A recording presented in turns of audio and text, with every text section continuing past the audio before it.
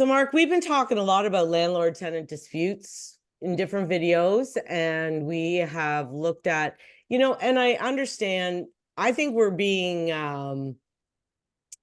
we're trying to show both sides. Like we say that there is good tenants and there is bad landlords. Like not everybody's bad, not everybody's good. No. Last Fair. week, an article came out and it actually happened in Barrie. Yep. Let me share it with you.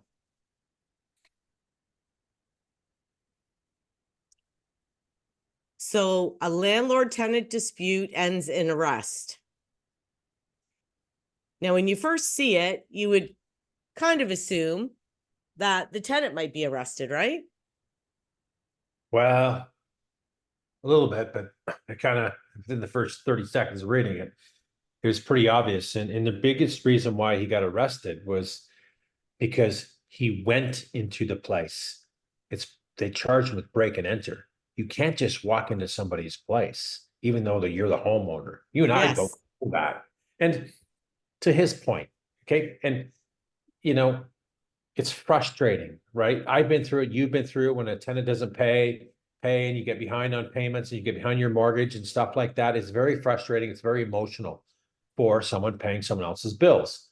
So, as you know, he turned off. Obviously, the utilities are probably in his names because he had access to turn them off, to cancel them. If they're in the tenant's name, he couldn't do nothing. So he turned them off and went in and basically went into the No, house. but listen, yeah. Well, that isn't even the whole thing. So they turned everything off and made it inoperable while the tenant wasn't home. Came in with a handyman. Water, Yep. gas, and electricity was rendered unusable, right? Yep. Yep. So the landlord showed up while the police were conducting the investigation and was Yep. advised that the action earlier taken was unlawful and that the utilities need to be reinstated immediately. The landlord refused. Yep. So even though the police were right in front of her telling her, you can't do this, Yep. you have to turn everything back on. And they probably wouldn't have charged her if she did that, right? Well, but listen, maybe a 37-year-old female from East Gwillimbury was arrested in charge of break and enter and mischief, obstruct, it says, interfere or interrupt with the lawful use, enjoyment of property. And I'm always pro landlord. I've always been pro landlord because we've seen so much stuff. And that lady's probably just had hit the fucking max button, right? It just went, I'm done. I'm going to take charge. And look what happened with an arrest, right? It's unfortunate, but it is the wrong way to go about it, going into someone's home. Like, even though I felt like doing that a few times when I've been in that situation, but then I'm going out in cuffs, an altercation broke out, whatever. But, our laws are so skewed. So this is pushing people to new heights, right? It's going to. Well, it is, but at the end of the day, too, this lady was not thinking through either the process, because if you turn off all your water and the heat and the hydro to a home, what's going to happen to the pipes? They're going to burst. They're going to have major problems. And insurance is not going to pick up that bill. So if your landlords out there, take this as good advice. Don't be doing these things. Because if that happened, and I've sold a property before, it was a vacant property. And I think that this is going back 10 years ago. Got a call from Realtor, come and show me the property. It was vacant. Great. Walked in the house, they're running water. I wonder if they're here cleaning it or something. I don't know. Well, we know what happened. Pipe burst, $150K worth of damage, right? Gone, right? Insurance picked up the tab. They're lucky.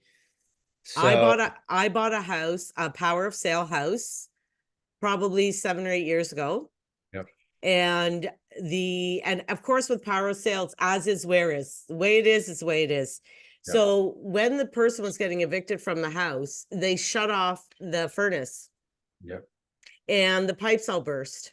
Yep. So then the main water was shut off. So when I went to see the property, I couldn't really tell anything because the property management company had shut everything down, right? Yep. So the very first day, I took possession. Kyle, my son, was with me, and I said, turn on the water. Yeah. Right? Holy shit, we're in the basement. It's a shower. Like every single pipe is Yeah. is busted and water's pissing everywhere. So Yeah. as a landlord, like this woman didn't think this out, She because did not. and if she does it and takes and like shuts everything off herself, she's not covered for anything. She's not. She's not. She's not. And I mean, Mark, we got to the point where like the shower head, the dishwasher, Yeah. everything, because everything with a water line has it going into it. When Sure. it freezes, it expands. Yep. Everything. I had to replumb nearly the whole house Yep. I know. and buy some new appliances. Yeah.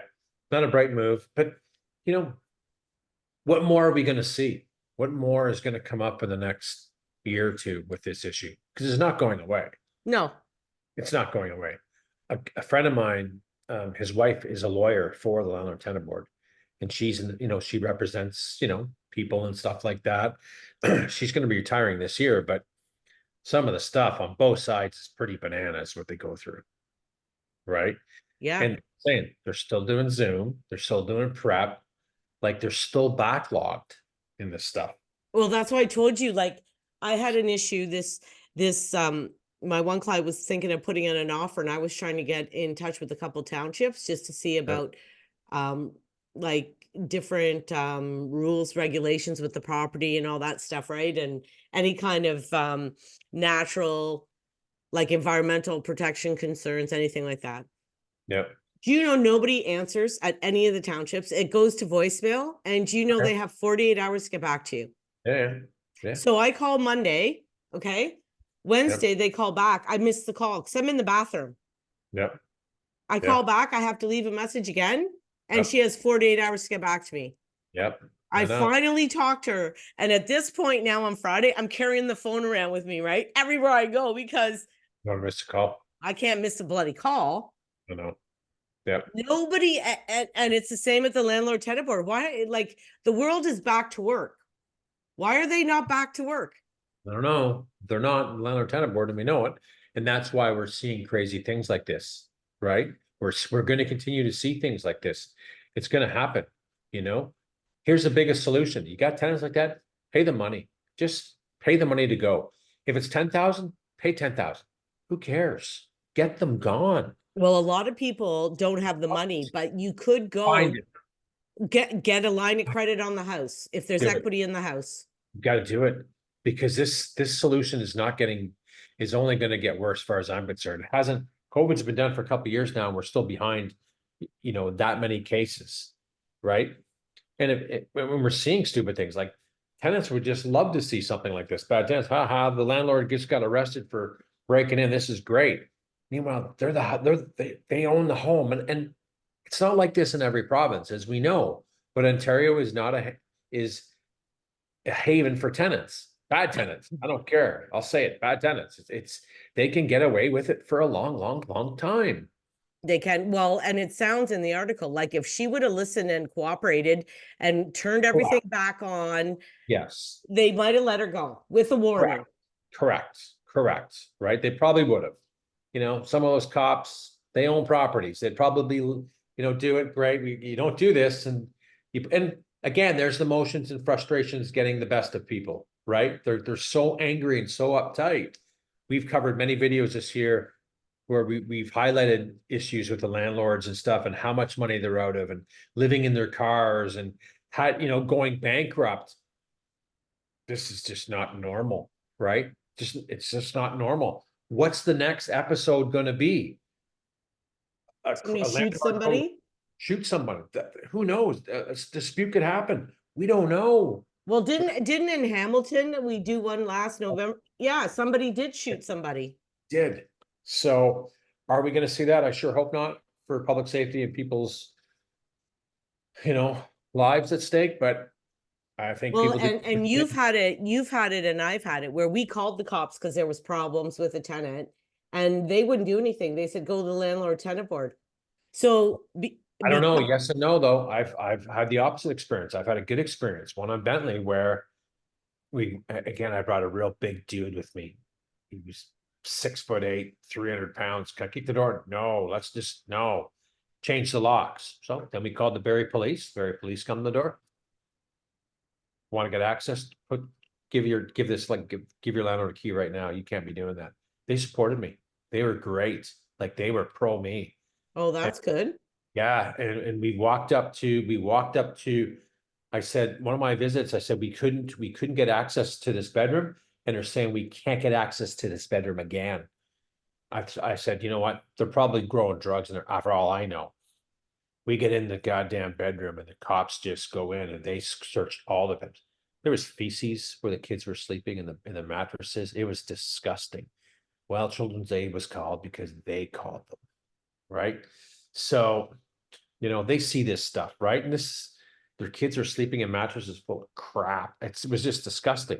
Oh, So that's horrible. open the doors. So we got a good tour of the place. But again, that was a long time ago. That's 13 years ago. Well, and you know what? It's funny you say that too, because I've had a couple sales where they wouldn't let us into a bedroom. Yeah. And then we went for a walkthrough and they still won't let us through. And my client bought the property. Yeah. And it's like, you start getting worried, right? Like, what the hell's in there? You start getting worried. Yeah, you do. You do. Like, why will you not let us in? No, I agree. What's so horrible? I know. That's the thing, right? And the other thing, you'd give some recommendations for people that are in these situations. Mine's paying money. I mean, I think yeah. And I think the other thing is, before you take the law into your own hands and decide what you're going to do, talk to a paralegal about what you can and can't do. Like, for one thing, you have to give 24-hour notice. You can't just show up. You can do scheduled maintenance and furnace maintenance, and they can't deny that. Yeah. So you can get in. But like turning off utilities and freezing a family out in the wintertime, no one's going to be on your side for that kind of thing. And it's not in your best interest. No. So there is the Landlord Tenant Board website. Yeah. And there's a lot of forums and explanations on there for what you can and cannot do. But if you're going to do something like drastic, I wouldn't give a tenant money unless I think it's an N11 was signed. For sure. Like, and I'd get that notarized, whatever I had to do, right? I'd get it all the I's and T's crossed before I give 5 cents to anybody. Because then if they didn't leave, then the sheriff would get, you know what I mean? It's notarized by the board, sheriff could execute it. I'd do it all. I'd spend the money. You can't just go and say, I'll give you $5,000 to leave. And they say yes, and you give them 5,000 and they don't leave. Correct. You got to do it. Like, there's paperwork that you need. My clients never give the money till they're gone. 100%. When we hand over the keys, you get your money. Yep. So you have to be careful when doing those things too. No, I agree. You do. Because they're not going to recognize that. Start all over again. Could be 8-9 months again. So I think those are some good points that are in there, right? Because wow. And I think take a big breath before you do something crazy, because it doesn't get you anywhere just acting out of emotion and anger. No, it's hard though. I've been there. It's hard, but you're right. Take a deep breath and cool down for a day, because it's not going to go in your favor, as it didn't go in that lady's favor from East Gwillimbury. Especially if they're trashing your house and you know it, like, it gets really difficult. It's very difficult. It's hard to swallow that pill, because you can go after them, but it's not going to mean anything, right? On a financial basis. Oh, you're never getting any money out of them. It's never happening. Never happening, right? And this, again, I keep saying this, and you do too. This is why we high rents. For one, supply is another factor, right?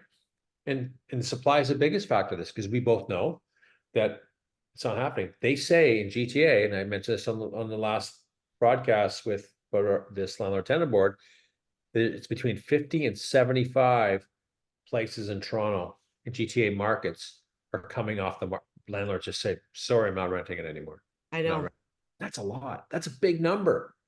So that we did that one probably 6 months, November, whatever. 4 months later, holy cow. Right? Oh yeah. I mean, that's the problem. Unfortunately, a few bad apples are spoiling the whole bunch, and now nobody wants to do it. Nobody wants to do it. Not all of them are bad. I know, they're not, we know that. Yeah. I don't think I have anything else. Do you have anything else? I think No, I think that's it. it was a hot topic. Hey, if you like the video, give it a like, give it a share, give it a follow for more information. We do an array of topics, so follow us. Yeah, and give it and drop a question in the comments if there's something you'd like us to talk about. Yeah, okay. See ya. Perfect. Bye-bye.